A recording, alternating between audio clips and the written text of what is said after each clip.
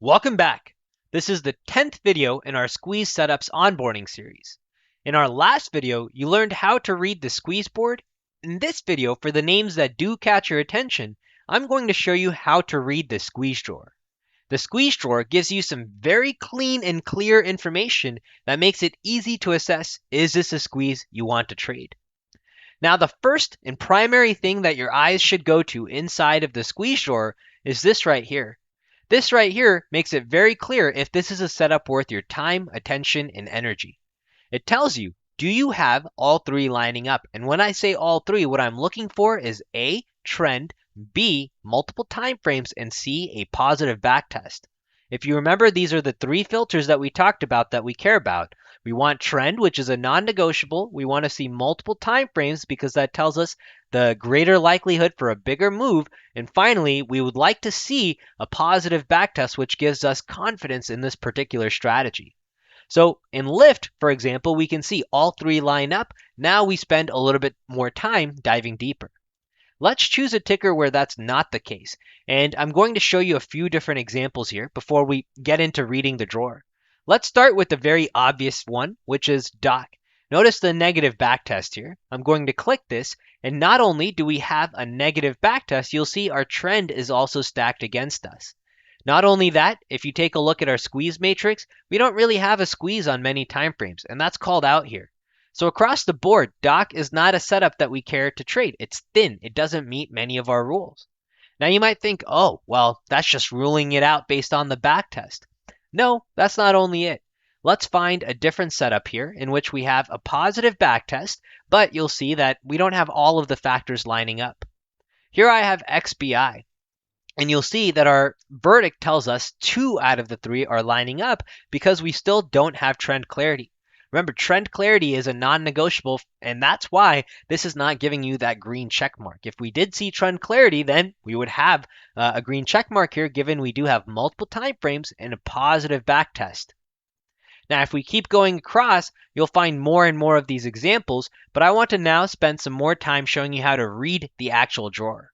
So far, we've talked about how to read the top section. You know, how to read the verdict and different examples of what the verdict can look like, and how to see at the top very clearly, even if you don't have all of the squeezes loaded on, which time frames you have squeezes setting up in. It makes it easy to see where you might have skipped some of these yellow dot squeeze, which actually might be the stronger ones worth trading. Now, if you scroll down, the next piece of information that you'll get is around performance of this particular setup. And we try to give this to you here without needing to jump straight into the backtester. But if you scroll down, if you do want to dive into the backtester, with one click you can either open this trade up in the backtester or in the charts. And I'll show you what that looks like in just a second. Now, before diving in, you'll be able to see the performance of this particular setup right at your fingertips.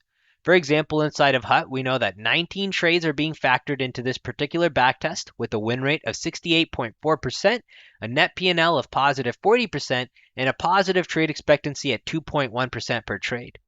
Also, this histogram makes it very easy to see that, yes, the times we did have losses were deep losses, but for the most part, we've had green histogram bars, meaning more winners than losers. You can see the exact trade breakdown, all 19 trades here with the exact entry, exit, what the trade lasted, what the performance was, how many times you had deep losers versus nice winners. Now for those trades where you also have this runner badge, if you were to click it, you can come down and see how many times this trade didn't really give you a pullback versus how many times it did offer you some level of pullback, or it ended up losing, in which case that pullback was actually something you wanted to avoid. So the drawer makes it very easy to get all the key pieces of information that you would want about a squeeze, about a ticker, before even making any kind of decision. Now let's say you are interested to analyze HUT in more detail. Simply click Open in Backtester, and that will then open up HUT into the Backtester, which allows you to make a little bit more of an informed decision. More data, more details, and you can see what the equity curve has been like over the past 2 years. We'll talk about the backtester in a future video. The first thing we're going to do before we get to the backtester is talk about charts. So let me show you what this looks like when I click Open in Charts. When I do that, I'm taken to a chart of HUT. and I can see all of the different time frames loaded on and look at the actual chart across whatever time frame I prefer trading, whether it's an intraday time frame for the trigger, whether it's the daily to see what is the big picture trend, and then make a smarter decision. So this all started with starting with the squeeze board, using that to see where we have squeezes that we're looking to trade, and using that to then click on a particular stock, analyze the squeeze short, get all of the useful details, and then dive into charts or the backtester to make smarter decisions. In the next video, we'll talk about charts, and after that, we'll move on to the backtester, covering each one of these two buttons so you know how to read information on both of those pages. See you in the next video.